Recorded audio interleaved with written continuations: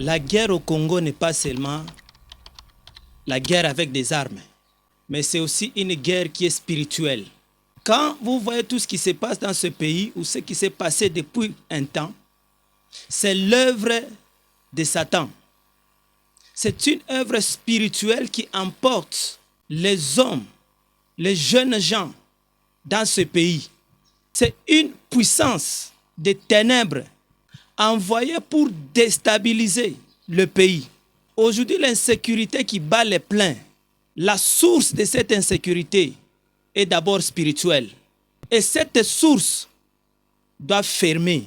Cette source doit fermer. Parce que c'est une coalition, un plan conçu qui vient de loin, juste pour prétendre avoir raison, que non, ce sont des jeunes gens qui sont en train de tuer leurs frères, qui sont en train de tuer leurs sœurs, qui sont en train de cambrioler. Non, la source est spirituelle et cette source a ses origines dans les complots conçus contre notre pays. Donc c'est un problème qui a double face, spirituelle et physique.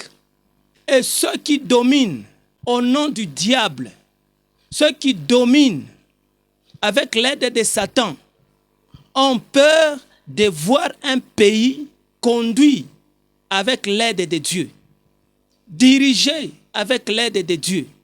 Ils ont tellement peur parce qu'avec Dieu, la RDC va faire des exploits. Avec Dieu, la RDC va effacer certaines puissances dans ce monde. Avec Dieu, la RDC va amener d'autres pays à perdre leur position. Voilà pourquoi cette organisation du complot a double face, spirituelle et physique. Spirituellement, on oppresse notre jeunesse pour les pousser à commettre des meurtres, à faire du mal. Oh, que Dieu délivre notre jeunesse. Que la puissance de Dieu libère l'esprit de notre jeunesse. Que la puissance de Dieu touche l'esprit de notre jeunesse afin que s'arrête ces vents de tuerie. Parce que ce n'est pas en cela qu'on aura la solution. Quand on tue un homme, une femme, cela ne résout pas le problème que vous avez. Celui qui a tué hier, aujourd'hui, il est sur la rue. Il n'a pas résolu son problème. Et qui gagne, c'est le diable. Et qui sont en train d'avoir raison, c'est nos ennemis. Écoutez, tout plan de déstabilisation de notre jeunesse sur le plan spirituel, que ce plan-là soit détruit au nom de Jésus-Christ. Car notre jeunesse doit revenir à la raison afin de revêtir un esprit patriotique guidé par le Saint-Esprit, guidé par Dieu pour défendre notre patrie et répondre au rendez-vous du relèvement et du développement de notre pays. Jeunesse de la RDC, nous avons un rendez-vous avec Dieu pour le relèvement de ce pays, pour le développement de ce pays, pour la reconstruction véritable de ce pays. Nous avons un rendez-vous pour tout refaire dans ce pays. Ce n'est ni ceux-là qui viennent corrompre la jeunesse pour dire qu'on va vous donner des postes, on va vous donner ceci ou cela, qui peuvent quelque chose pour cette jeunesse. Cette jeunesse a sa consolation dans le plan de Dieu, dans le projet de Dieu pour ce pays. Soyez prêts à répondre à ce rendez-vous avec Dieu. Vous avez répondu au rendez-vous des hommes. Vous avez dit oui aux promesses des hommes, mais les hommes ne vous ont rien donné. Mais il y a un rendez-vous consolateur pour la jeunesse et ce rendez-vous, c'est le rendez-vous avec Dieu. Sur le plan spirituel, le monde occulte, la franc-maçonnerie et les choses semblables, ils savent déjà que le Congo, la RDC, est bien positionné spirituellement. La RDC, spirituellement, a un soutien de l'Éternel Dieu. La RDC ne va plus marcher selon les règles établies par le système de ce monde de ténèbres. La RDC ne va plus marcher par le système établi par la franc-maçonnerie, par l'occultisme. Mais la RDC va marcher en suivant un système établi par Dieu. Voilà ce qui fait aussi les problèmes dans les camps de l'ennemi. Voilà ce qui amène aussi les autres à s'élever farouchement contre ce pays. Parce qu'ils pensent qu'ils peuvent arrêter l'action de Dieu dans ce pays.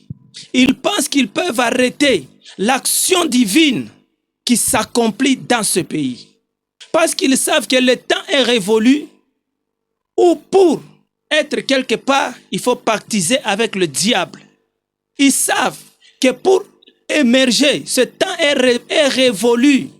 Le temps où il fallait pactiser avec le diable pour émerger. Parce que le Congo, la RDC, très bientôt, elle aura des dirigeants très responsables dont leurs responsabilités vont s'appuyer que sur Dieu et sur Dieu seul. Voilà ce qu'ils sont en train de craindre. Voilà pourquoi ils ont peur. Voilà pourquoi ils veulent soulever notre peuple les uns contre les autres. Voilà pourquoi ils veulent asphyxier notre peuple pour nous conduire au désespoir afin d'accepter leurs propositions. Plaçons notre espoir en Dieu. Car ceux-là en qui on a espéré hier, qu'est-ce qu'ils nous ont donné? Par le même chemin où les autres étaient venus hier, qu'est-ce qu'ils nous ont donné? Les hommes ne sont que des menteurs, comme le diable, leur père.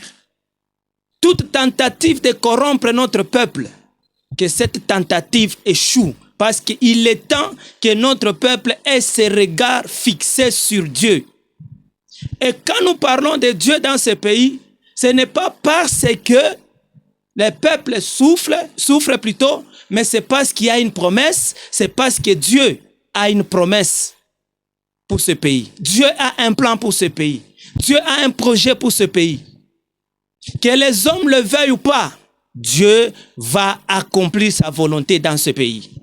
Nous n'avons plus à pactiser avec le monde des ténèbres. Car c'est lui qui nous a donné les richesses du sol, du sous-sol, de la flore et de la faune.